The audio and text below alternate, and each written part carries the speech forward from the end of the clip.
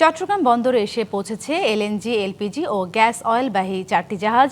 দর্শককে নিয়ে আরো জানাতে সরাসরি যুক্ত হচ্ছেন সহকর্মী মাসুদুল হক। মাসুদ, জ্বালানি সংকটের এই দুর্দিনে নিঃসন্দেহে আমাদের জন্য এটি সুখবর। জ্বালানিবাহী আরও 4টি জাহাজ এসে বন্দরে পৌঁছেছে এবং আমরা যতটুকু জেনেছি পণ্য খালাসের প্রক্রিয়াও চলছে। এই জাহাজগুলো নিয়ে, জাহাজে থাকা পণ্যগুলো নিয়ে আর কি তথ্য আছে আপনার কাছে? আমি এই মুহূর্তে রয়েছে চট্টগ্রামের পতেঙ্গায়। ঠিক আমার পেছনে হচ্ছে বহিনগর অর্থাৎ গভীর সাগর, যেখানে এই মুহূর্তে অবস্থান করছে প্রায় 4টি এলপিজি, এলএনজি এবং গ্যাস অয়েল নিয়ে আসা জাহাজগুলো। আমরা জানতে পেরেছি, অর্থাৎ বন্দর কর্তৃপক্ষ জানিয়েছে হয়তো আগামীকাল এবং তারপর অর্থাৎ 2 দিনের মধ্যে এই 4টি জাহাজ তারা বিভিন্ন জ্বালানি খালাস করে তারা হয়তো চট্টগ্রাম বন্দর ছাড়তে পারে।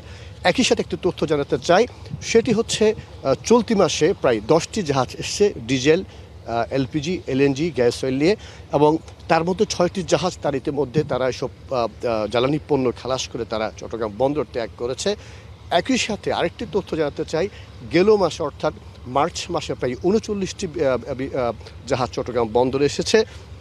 এবং এরপরে কিন্তু আমরা দেখেছি সরকারের পক্ষ থেকে বারবার যেটি বলা হচ্ছে যে জ্বালানি সংকট নেই, কিন্তু আমরা চট্টগ্রাম সহ দেশের প্রত্যেকটি পাম্পে দেখেছি দীর্ঘ লাইন, অনেকে তেল না পেয়ে অনেকক্ষণ তারা দাঁড়িয়ে থাকছে, আবার অনেক পাম্প বন্ধ রয়েছে। তবে এর মধ্যে আরেকটি যেটি সুখবর, সেটি হচ্ছে আপনারা জানেন চট্টগ্রামের প্রায় 90% যে বাসাবাড়ি বা কলকারখানা সেগুলো কিন্তু এলএনজি নির্ভর। প্রথম দিকে বলা হয়েছিল হয়তো এলএনজি যদি না আসে সেই ক্ষেত্রে চট্টগ্রামের কলকারখানা বা বাসাবাড়ির গ্যাসের যে চাহিদা অনুযায়ী যদি না আসে সেক্ষেত্রে বন্ধ হওয়ার একটু উপক্রম ছিল, কিন্তু সেটি হচ্ছে না।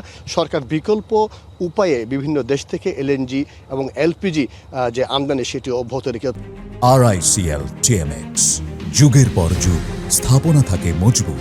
তবে এর মধ্যে যেটি উদ্বেগের খবর, সেটি হচ্ছে গত 1.5 মাস ধরে চট্টগ্রামে অবস্থিত দেশের একমাত্র তেল